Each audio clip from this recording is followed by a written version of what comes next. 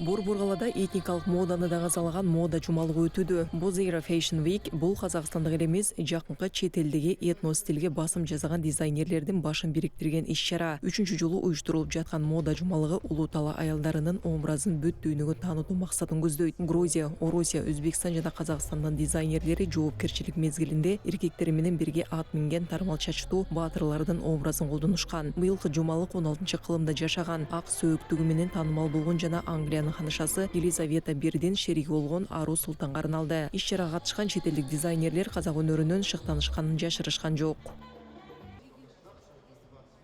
В дальнейшем мы хотим сотрудничать с дизайнерами Центральной Азии и Ближнего Востока, потому что мы понимаем... Биз келечекте Борбордук Азия жана Жакынкы Чыгыштын бардык дизайнерлеринин башын бириктирип, тыгыз өнөктөштүктү түзгүбүз келет. Себеби түрк элдеринин руханий баалуулугу кеңири таралган. Бирок аны ар бир улут ар кандай түшүнөт. Түрк дүйнөсүнүн дизайнерлеринин бирикмеси бул багытты тез өнүктүрүүгө мүмкүндүк берет. Развиваться этому направлению, это развитие как для дизайнеров, так и для, в целях экономического характера развития. Казахи очень... Тарыхы терең казак эли байыртадан калыптанып калганы көрүнүп турат. Биринчи кезекте мага казак элинин күчтүүлүгү абдан жакты. Анткени ар бир сүрөттү, ар бир оюмду карасаң, сырдуу, күчтүү көрүүгө болот. Обладает определенной силой.